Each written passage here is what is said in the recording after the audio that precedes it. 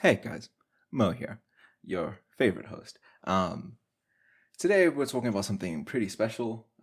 Not to me, to my co-host.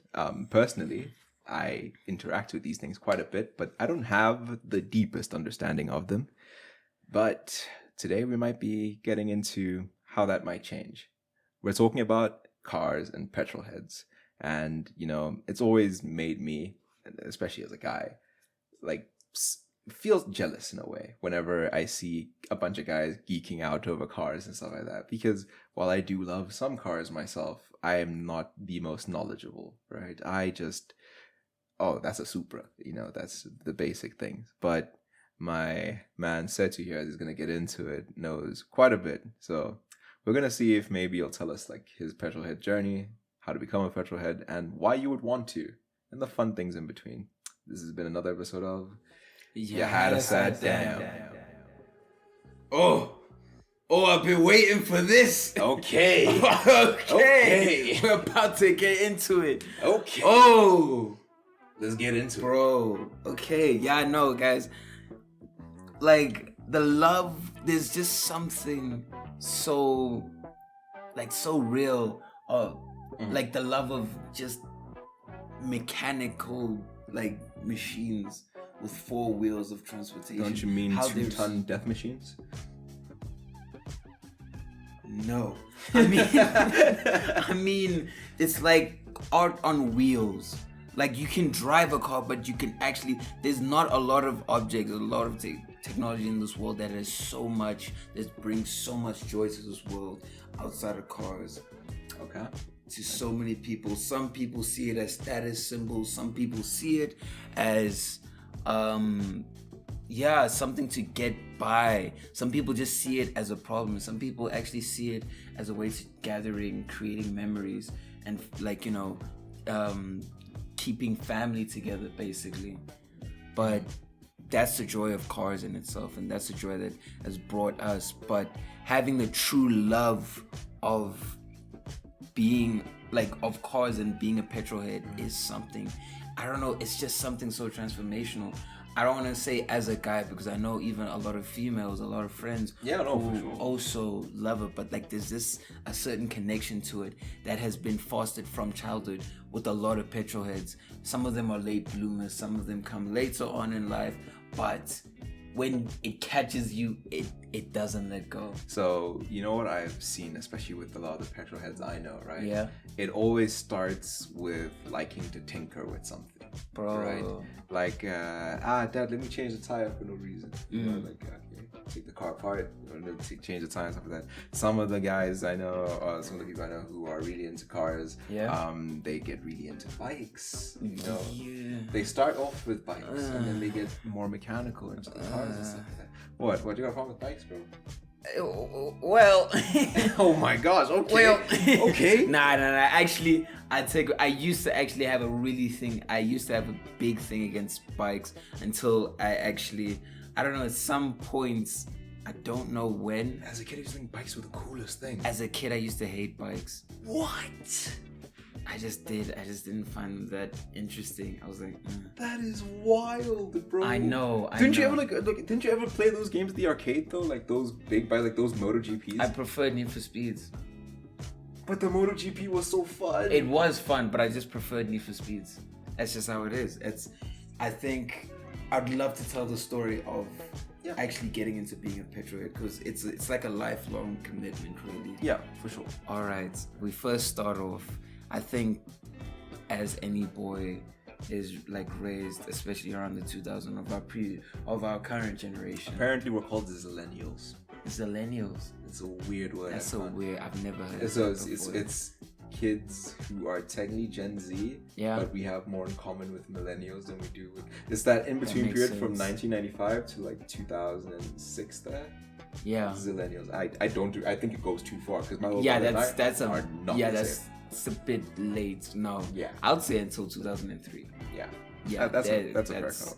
That's what it is. But yeah, okay, let's say for millennial children growing up, yes. Growing up, you were like, okay, as a kid, they saw that you were a boy, so it would give you cars around and you move those, and you'd see something, some object move smoothly on the ground, and you'd like move around with it. And then after that, you start seeing them in so many different places. And when you'd start watching it on TV, for me, that's how I first got hooked.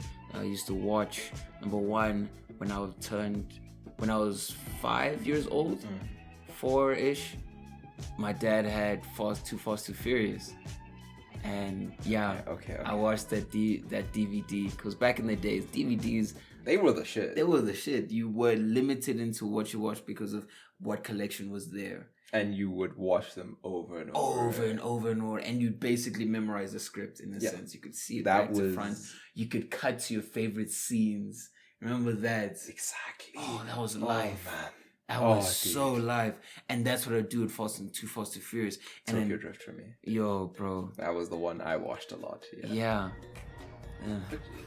No, that was the one we had on DVD. Yeah. So, like, okay, that's then I get you. That one, that's the one you hook with. Yeah, that's. And it's like, for me, it was that GTR, that R34, that blue and silver that really caught my eye and just connected me to something so much bigger than me, not realizing it. And then also the Mitsubishi Evo, there was also that yellow one that was also really connected me, and to the point that when you pretend and you expand your imaginary mind as a kid, cars were the one thing that actually really drove me. So I really enjoyed that. I also enjoyed, that's also the Cars movie, when that, I also got that for my 5th birthday. Oh, biggest I love party the Cars movie. Oh my days, the amount of times I used to just enjoy Lightning McQueen and everything about it. And it's like crazy. That means you like NASCAR.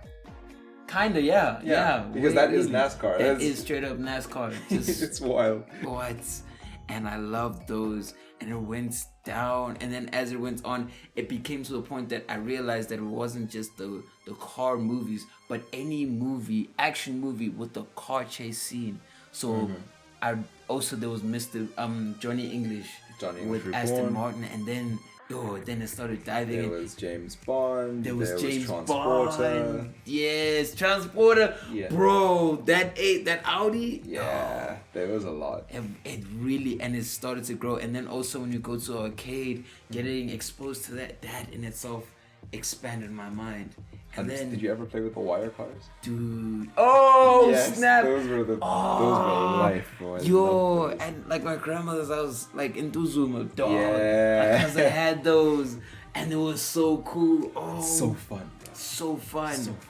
And you just drive them anywhere. And that's also when Hot Wheels also was a thing, and you just used to enjoy those. I remember, dude, we used to abuse our Hot Wheels, hey? Because like we would do, my friends and I would have them, because like there would be some people, like we'd all just take our tracks, because like someone would buy a Hot Wheels set and you have like one track, and then you all bring your tracks together and make some weird monster track, and we would just ram our Hot Wheels into each other. The one that stayed alive was the one that won. That's amazing. Yes, we did. Yeah, we did.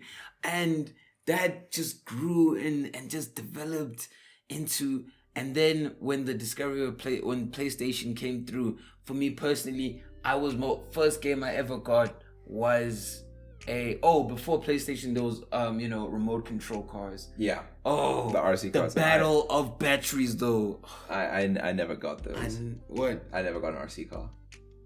That explains so much. No, let me tell you why. That explains so much. I can tell you exactly why. What?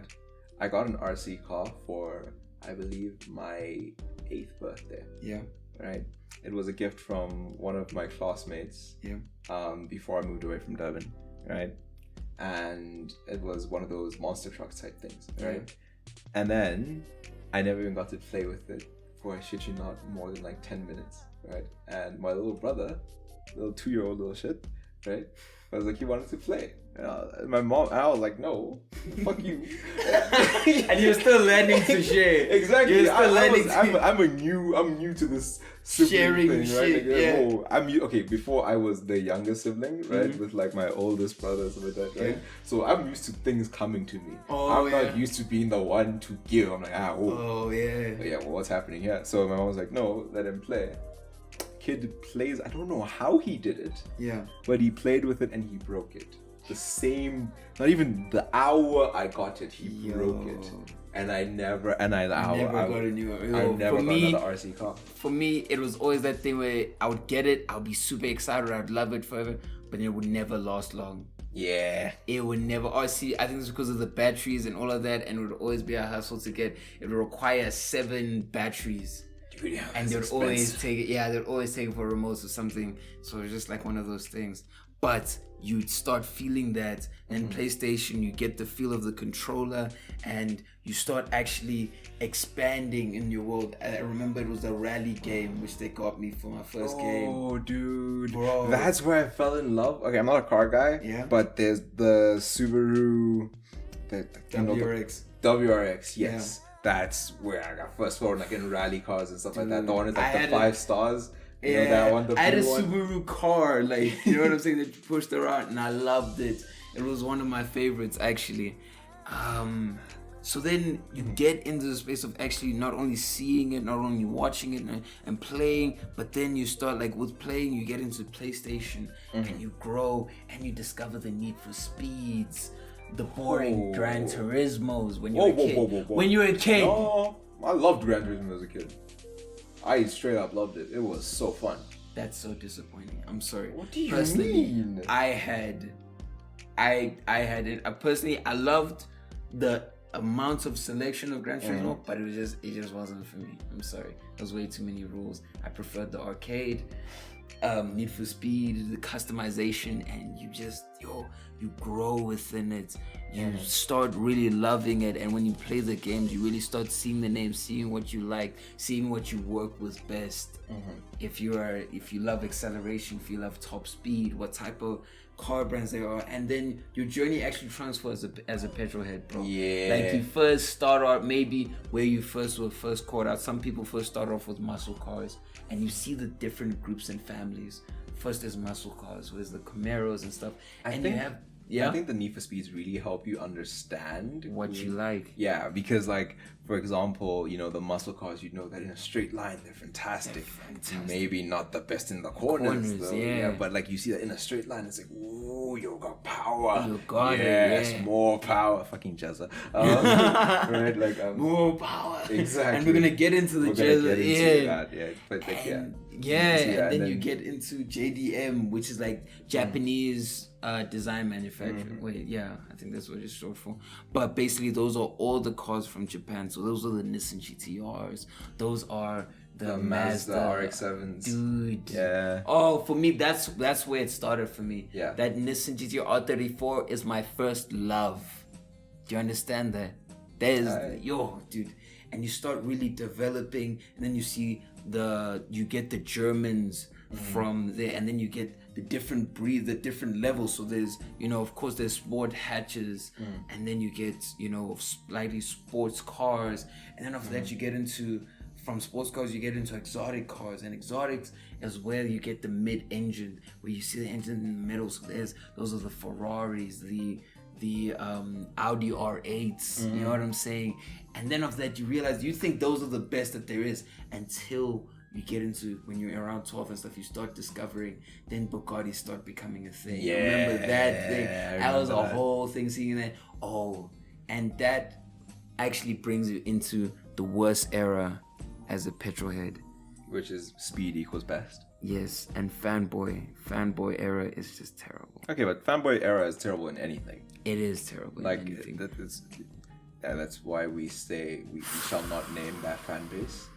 We should the fan base that shall not be named.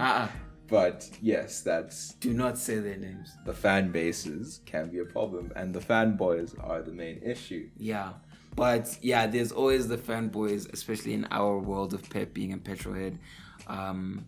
You get, that era is basically when you feel like you know more than everyone because you know the stats. But you know nothing. Yeah. You know, like those guys who know the biggest hip hop albums. Yeah, but and the biggest artists like Tupac and Biggie's and all of that, but they really don't know hip hop in itself. They don't understand it. It's like someone. And that's a really interesting analogy you bring there, right? Because It's like whenever I see metal covers of rap songs, Yeah. I always feel like you're disrespecting it, bro. Because like, you don't understand the spirit of this, you know? I understand that you love the song, Yeah. right? Or like that, like you might really like it and you want to do it in your own style. Yeah. That's cool, but you don't get all the history behind it that makes it what it is, right? Like, but you need to have that. For me, the fanboy era was basically a time where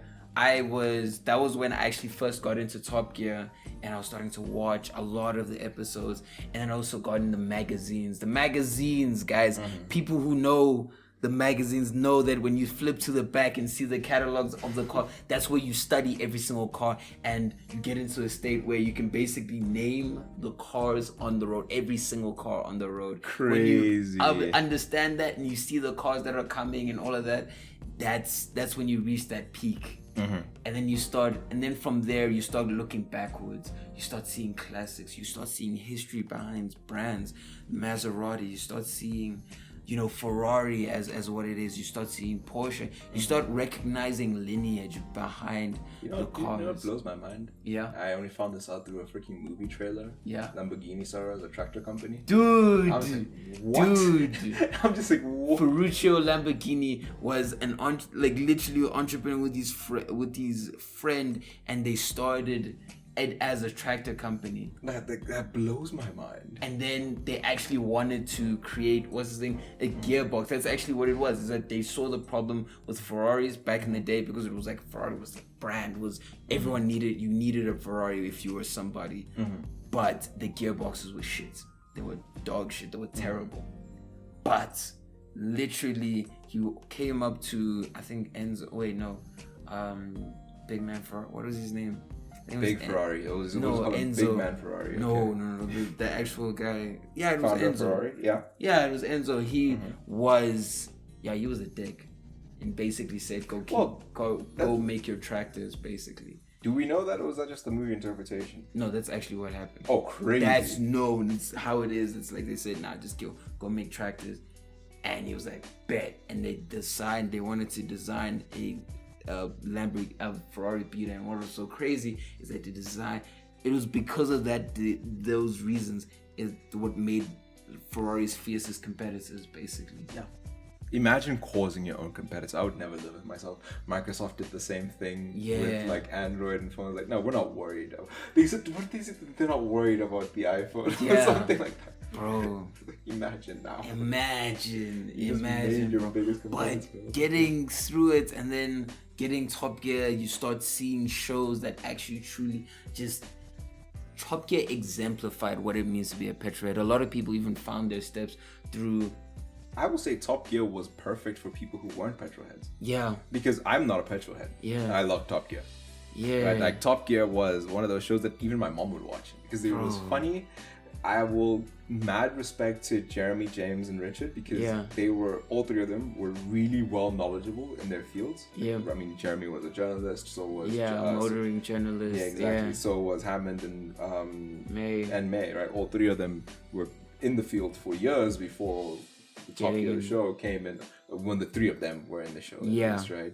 And what they managed to do was present all these cool things, all these ideas about cars, and they presented them in such fun ways, right? Bro, how the whole show was set up was so cool. Like from number one, the headquarters, and introducing and having a bunch of reasonably priced car, bro. Having stars come on and like interview them for a little bit, and them going around the track, and then also having news basically where they're explaining the biggest stuff that are happening in the car world. Oh no, the Nissan Sandara has been delayed. Oh no, what are we gonna do, Hammond?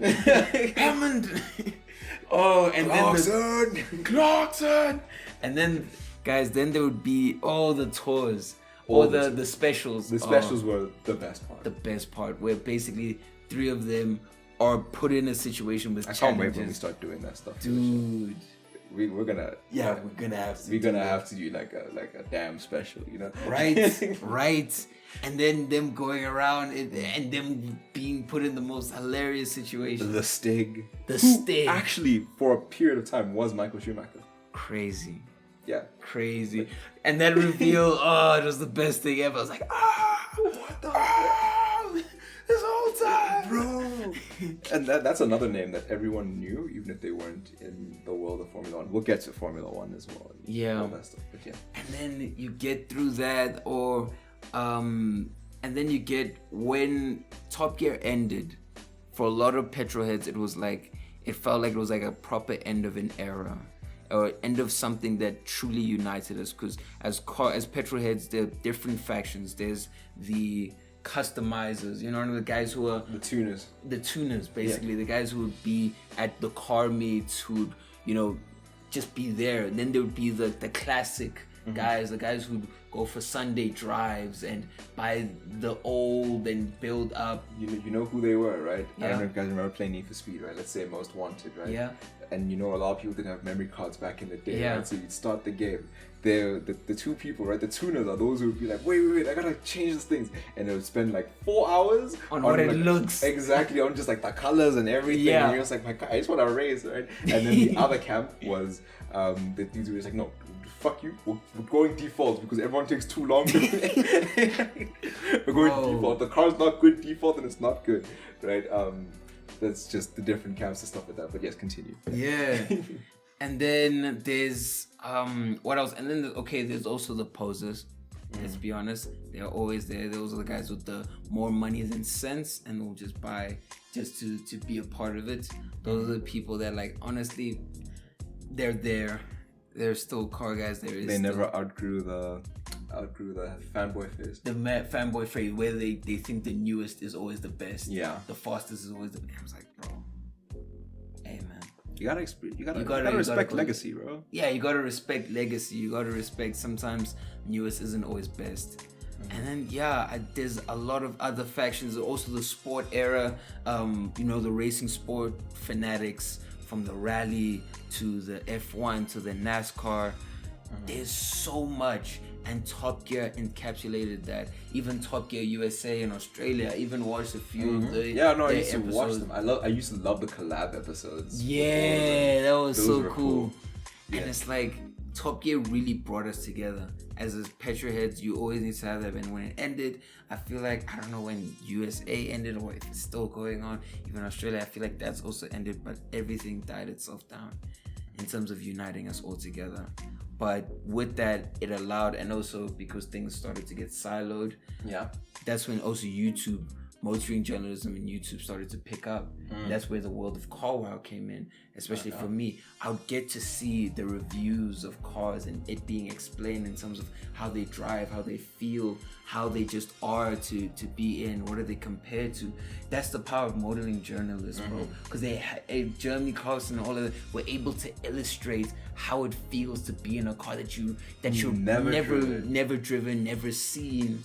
And and it was so beautiful just to be like, I relate to that. I relate to what they're saying. And as a result, I like that car. That's the thing, right? It's how you eventually end up finding your taste, right? So some people like certain cars because of their histories and stuff like that, right? Some people like certain cars because of their designs. Some people like certain cars because of their feel. So everyone has their own personal taste, right? Yeah. Personally, I'm a mixture of history and taste. I mean, history and just personal preference type thing, right? Which is why the Nissan R35 is the car that I really love, right? I can't deny I love that car, just especially like that whole brutalist look of it, and like oh my gosh, bro. And then the history of it, of how it came to be. It's one of my favorite documentaries on YouTube. I should send it to you. It's amazing, right? I just love that car. It is amazing. It is an utterly beautiful car. How did you get to the 911? Whew. Okay, if you guys know me, you know that I am the hugest Porsche fan. I'm the hugest 911 fan. Which 911? I am a huge fan of the 992.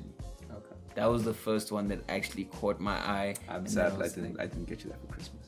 No, because because I wanted to get you a Porsche, and the first thing I thought of was 911, right? I was like, yes, and I was like, wait, I actually don't know which exact one it is, and I saw the 992, and I was like, I'm not sure it's that one. So No, I'm not gonna lie. A lot of them I do enjoy. Everything except everyone who's a Porsche fan knows which one we don't like. The 996. Oh, okay. But the 996, you know, like the old Boxster or the first Boxster that you're thinking of. Yeah. That's what it looked like. Oh. In 2009, and it's a mostly hated one.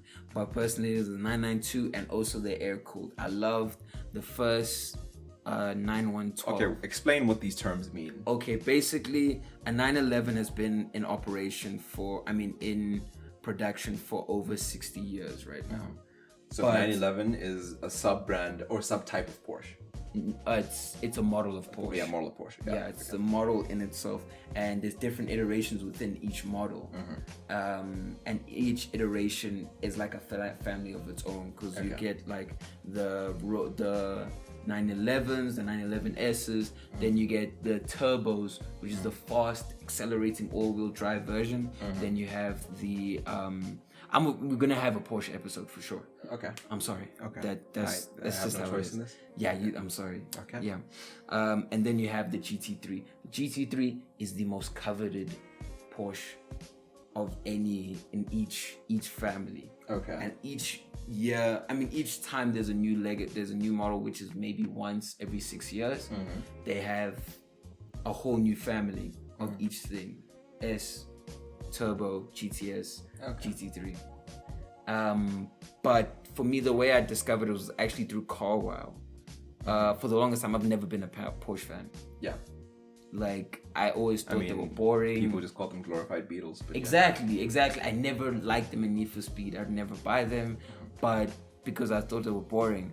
But as I was deep in my CarWow era around 2018, 2019, and I was trying to see what is the car that I would truly feel like I would enjoy in the future sense, because I knew that I was a person, I didn't like the loudest thing that would be completely impractical, but I wanted a car that I could truly feel and enjoy.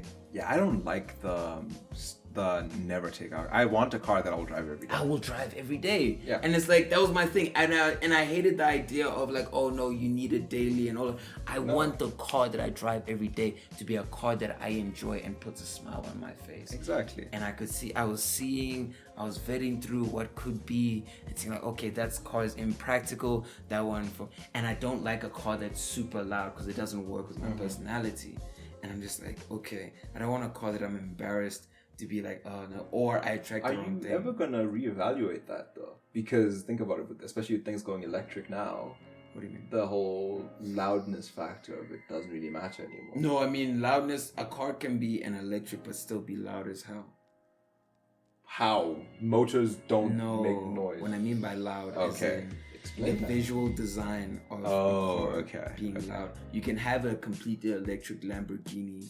Yeah, but it's still a Lamborghini. Prius, but it's still in itself a Lamborghini, and it is a loud car. Okay, I get you. Okay, but Porsche in itself was it felt like a beautiful blend of something that I could truly enjoy because it wasn't the most covered thing, but it was also something that there's a level of practicality with it. There's a level of enjoying. There's a high level of lineage and history behind it.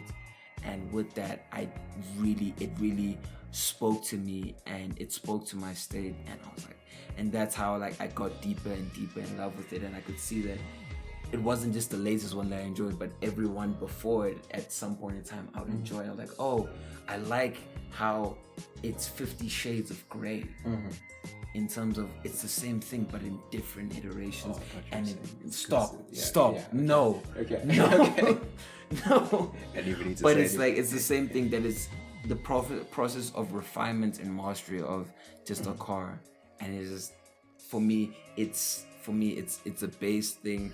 While I would love to grow in terms of being a car guy and having a huge collection, but having one car which feels like it speaks to me, that's what the Porsche kind of embodied.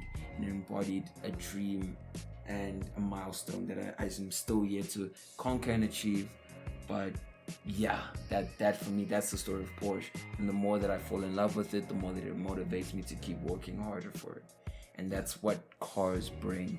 A lot of people don't have that. I will say cars are an aspirational thing. It's an aspirational thing. It's like, yo, there's a lot of pride to it. And also when you when you actually get into like the first car or even first driving and all that, you get in a sense of like, wow, you find a love in it. It's like, yo, even though it's not the Porsche or anything like that, you love it more and you just want to take care of it. And there's just such a connection to that. It's your baby. It is your baby. And not a lot of things can give you that. A phone will give you the enjoyment and all of that, and you'll take care of it. But at some point, it'll like let go of you. But a car is something. Of course, you can leave you. Of course, you can upgrade and all of that, or you can have a level of detachment with it. But if you're a petrol head, it's not something you lose. It never leaves you. So I feel that's a very interesting analogy because I went through everything you went through in terms of cars. Yeah. I went through with tech. Yeah. Right? Like falling in love with tech, different kinds of tech, you know, from smartphones to PCs to like what's just the weird shit you wouldn't even think of. Like currently, my current obsession is like keyboards. I need to get like I've been thinking about my next keyboard upgrade, right? Y'all don't even know, bro. Mechanical keyboards are the shit. Yeah.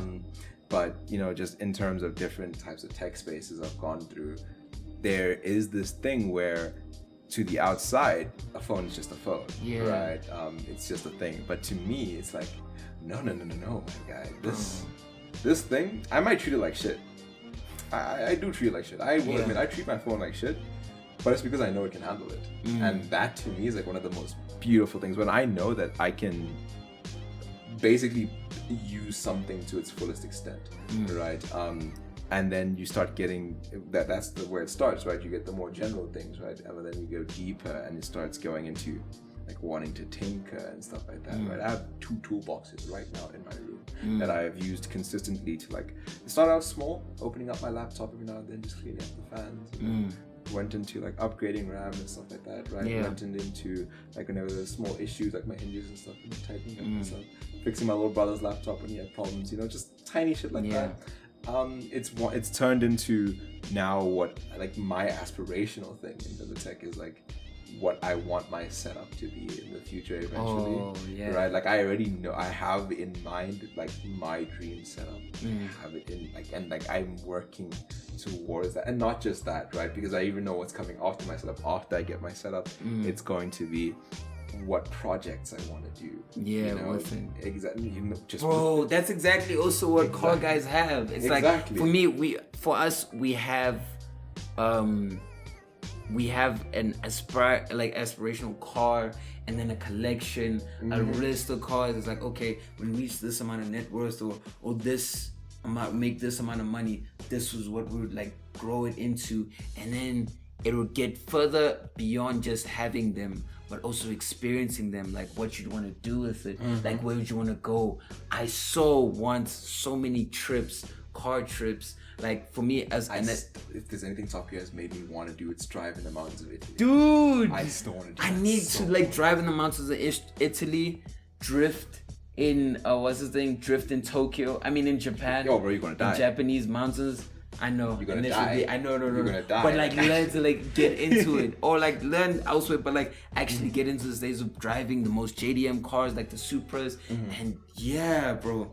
But yeah, there's so much that like also I guess the tech love and also petrol head love that like it's such a deep craft that like a lot of people on the outside just see it as that and use it on the everyday, but it can be so much more, and having so much joy in it, having so much joy in finding the perfect shift or getting to the perfect like manual shift.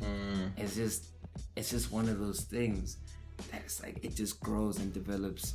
Watching more stuff, watching the stuff that is out there, seeing just beautiful pictures of the cars, going to dealerships, bro, just looking at them, you know you're not gonna buy, and also having car salesmen who know that okay, this guy isn't a customer, but still give you the respect of being like, that's the thing. I will say I love dealerships who do that. I hate the motherfuckers who like don't waste my time. Don't waste my time. Bro, come on now.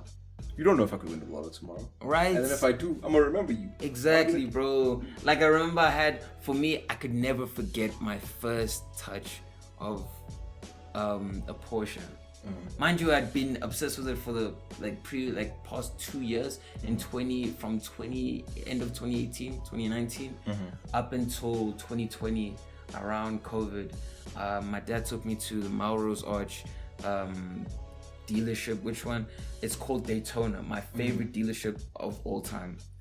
And basically this one has the best cars that there is, bro. And they had a 911, a white 911 turbo, 991 turbo, which is the previous generation. And it was just there, it was just in its glory and everything. And then the salesman was like, oh, do you want to get inside? I was spitting out bars and facts, and I was like, it felt so amazing that it was in my face. And I was like, I was actually sat inside. And when I sat inside, it was like one of those things that for me personally, you see the point of view, you see your favorite people talk about driving this car and sitting in it in the comfort, but when you're in it in yourself, it feels like a familiar thing. You see this man's face, bro. It feels like a familiar thing because like they've described it to you as such, and it's like, and I sat in and I felt so at home, and I was like, yo, and you feel a sense of like, yo, I can get this. Because it's a thing, it's an object, it's not beyond me. At least that's how I feel with it. And then I was like, why don't you start it? And I was like, what do you mean? It's like, yeah, start it. And I'm like, okay. And I did, and I revved it, and bro, you felt it. You feel it. You feel it. It's like it sings to you as a car guy, and it speaks to your soul as to like, yo, why isn't this yours? This can be yours. This is attainable. This is one of those things. You're making me want one now, bro. That's exactly what it is. And a lot of people's favorite cars give them that feeling. And I could recall I didn't stop smiling for a week because every time you think back to that, I got to do that. I got to do that. And as a car guy, everyone remembers that feeling. Everyone harnesses that feeling. Everyone knows of the events that actually drive that. Like, I think, like when I was 9, my dad took me to Kyalami for the first time. Oh, yeah. And I loved it. I was over the moon seeing the cars go around. And I was just like, yo.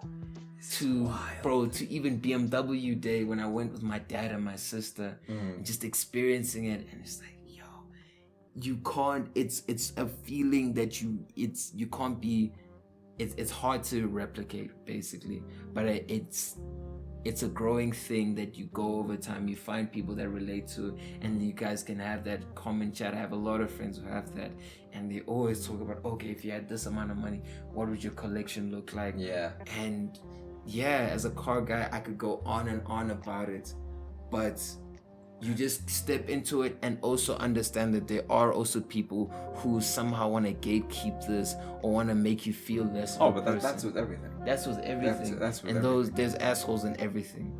I'll just let you guys know, right? One of the spaces where I encountered that the most was when I was starting to get into audiophile headphone, like audiophile level, like audio and stuff like that, right? Especially like into IEMs, like in-ear monitors and stuff like that.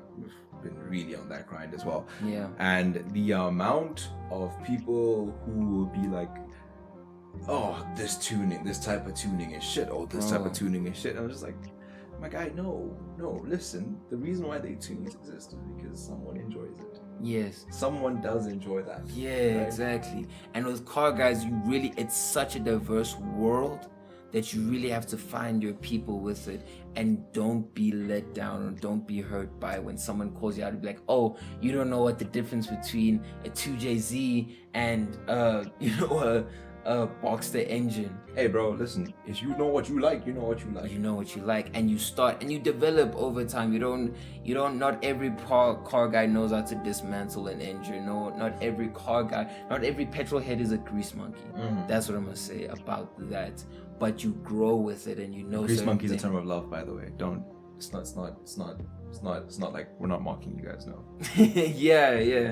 Yeah, but it's like, it's a growing thing that you have to understand, and also understand a lot of people who have a love for cars will also guide you into it and also give you like, you know, tell you about this, tell you about it, put you on game with certain things. A lot of YouTube channels are centered around being a car, like Donut Media, Car Wow, and Top Gear in itself. And it's like also the Grand Tour. Yeah, but in itself there's levels to it which you like always have to understand, always be in a state of learning, because there's so much to learn and expand on.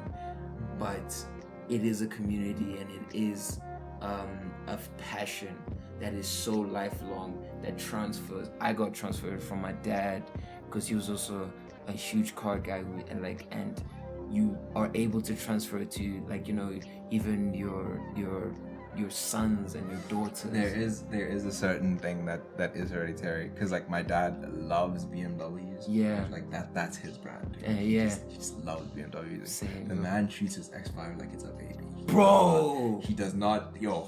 My dad was the first person who actually brought in the concept of car being a living thing. Exactly. Right? And anytime I would hear him his stories about the previous cars that he has, he tells me about the Polo Player that he had when I was born, and he could recall that car like it was a living person, like it was he was an old friend. How we talk about the Golf 5 that we had also. Dude, and how much love he had for stories about how like he met my mom because of the car he had. Dude, I wouldn't be born if it wasn't for my dad's car, legit. Dude, I wouldn't exist. Dude, and it's like so many things. He's telling me the story of when he first, like how he felt when he first got like the Mercedes that they had, like and the crushing emotion of it getting just like in us getting into a car accident a couple hours after we got it. No, dude, it's like it's crushing. But then like they got another insurance and all that, got another one. But it's like, yo, it's like the stories and the journeys that kind of guide them through. And then seeing my dad last year actually getting the X5, which is basically a decade long journey of getting it. And him just loving it and enjoying it and just looking at him achieving it. It's just like, bro, you're just like, wow, this person is a person that like, he talked to me about it all the time. Every single time we'd drive from school and we'd see an X5, it's like, no, boyo. I remember you were so surprised when they pulled up with it. Hey? Bro, that's the thing. That was a messed up thing. It was like one of those things. It was like they were coming to fetch me from Reyes at the end of last year. And they didn't tell me that there was and I just see one thing that like I'm waiting outside. I've been waiting for hours. And you know how parents are like, no, we're 15 minutes away. Bro, I was there. I was hoping you'd carry your shit. Dude. So like, And we're just waiting. And it's like, I just see the car. I see my dad's cap. I see the trailer, but I don't recognize the car. And I'm like, no, nah. And then he pulls up with it and I'm over the moon because I'm just seeing them get it. I'm like, wow. My dad actually did it. And it gave me that hope that it's like, yo, I can actually also get the Porsche. And it's a life goal. And I'm like, I post about it all the time and people know it's a campaign of mine that when I do get it, people are going to be, there's going to be a level of pride, not because it's a Porsche, but because of how something that's so close to my heart. Yeah. And that's being a petrol head. That is amazing. So, why don't you guys let us know about some stuff you guys are passionate about? Right. And if maybe this is considered like change your mind. Personally, I'll have Sethu maybe post some recommendations on like, you know, some starter media there, you know, to get you guys dip your feet in the water. And like cars if you want to go down that route. But the main thing is just find something you're passionate about, something that you can aspire to, and you know, you will go deeper in it. Or tell some stuff that you've gone really deep into that other people might not really care about. Yeah. And so all the car fanatics there, the Patrick Jameses, the Tando Gopas, like please share us your list. Tell us. So actually no, we do voice notes actually. Yeah. Send them through. Send a voice note about your favorite car story, how you got in, and also a voice note on what's your top 5 favorites. Yeah. Hit us up on Instagram. Like right there. Yeah. It's right there. Just send a DM with your voice note and we'll know. Wow. Yeah. Thank you. Are you happy now? Oh yes, I am. Yeah. Yes, I had to give him one. Yeah, I had to. Yo, no, this is This is you know how you felt at the Spider-Man? Spider-Man Yes. episode. This is how Yes. I felt. This is my feeling. I get you entirely, bro. Yeah. Yeah. But hey, man, this is another episode of You You had us at damn. Hey, damn family, Tony here. Thank you for listening to the whole episode, and we hope you found it as entertaining as we did creating it. Last week, we asked you about what's your favorite/dream car, and here are some of your responses. I mean, ultimately, like the car that I've wanted since I was like 14 years old, when I saw it for the first time, is the Lamborghini Huracan, because that thing is gorgeous. And I've always been a huge fan of Lamborghinis. Like, this is some, like, good thing you asked for a voice note response, because, like, this is now, you're getting history lessons, bro. So, when I was young, when I was a kid, I was like 5, 6, all right? I used to get 15 Rand pocket money a week. And then at some point, my parents upgraded it to 20 Rand pocket money a week. And Hot Wheels, like those little model cars, were 20 Rand. So I could afford to buy one every single week. And I don't know, my little kid brain just thought like angular and fast is cool. So like the Lamborghinis, oh my gosh, my favorites were the Lamborghinis. I think I had, they were all Hot Wheels. And like there was the Lambo Reventon, that was my favorite, a Reventon Roadster. And then also a Gallardo, like the more modernized version. So yeah, like those are my favorites. And ever since, I've just been a Lambo fanboy. So when the Huracan released in 2014, and like it was the best looking one out of them all, I never was like, I liked the Gallardo, but it wasn't my favorite. And the Huracan was meant to replace the Gallardo. So it's like a Lambo, but it's also affordable, which means it's attainable. And it was also just like this really sick, like street level car. That's not something insane like an Aventador that you could only really use at the track, you know. So yeah, like if I could get a Huracan, like blue or yellow, that would be like, you know, that would be, I'd be chuffed. I'd be chuffed. Although there is a lot to say about SUVs and 4x4s as well, but that's very much for me more of a um, substance over style, because you get like the big boots, the raised things, so you can go over speed bumps, you can go off road, you can fit like 8 people in your car. Like I don't really have a preference. If it doesn't break down, if it's something like, I don't know, there was that Top Gear series or season where they just like dropped everything they could on a Toyota Hilux and they kept driving, like, you know, something that's reliable, you know, that would be a good car as well. But now that also brings me to technically the third car, the one that I have. I'm really happy with it. Like, I've really grown to like the blue color, and it's quick, and it's been very reliable. There've been a few cases where, like, the power steering has really saved me and come in clutch. And if I need to, like, I'll just shift it into a lower gear and I get tons of power. The boot is huge. I can literally curl up in the boot and have, like, be comfortable and have space. Like, I'm really happy with my car. I don't need, like, as cool as it would be to have a Huracan or like a really reliable SUV or like 4x4. I'm really happy with my car and I don't need anything more than that, because it does everything I need to. So there's your long voice notes about which car is it for me. Okay, fine. A Defender. A Defender, why? That car is beautiful. Its name, Defender. Its design. It's just a beautiful, elegant, sports, mommy car. Like it's a beautiful SUV. It's the best SUV of our time. Like that car, it's beautiful. Like, fine, there's the Bentleys, there's the Porsches, there's the whatever, fine. But the Defender, that car's beautiful. It is beautiful. I love that car. If I was rich right now, that would be the car I'd buy. If I had the money right now, like right now, which is why I'm gonna make sure this year I try and make sure that I have the money in the next 3 years, so I buy it.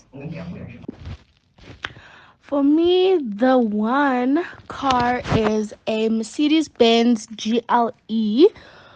Yes, I love that car because number one, it's an SUV. Number one, it has turbo. Number three, it is very comfortable. Number four, it is quite fast. Number five, the sound. Oh, the sound is too good. Number six, I love the style of the car. Number seven, yeah. um, yeah, it oozes luxury, honestly, hey, honestly. So it just fits with my vibe, my aesthetic. So I just really love that car. But yeah, that's the car.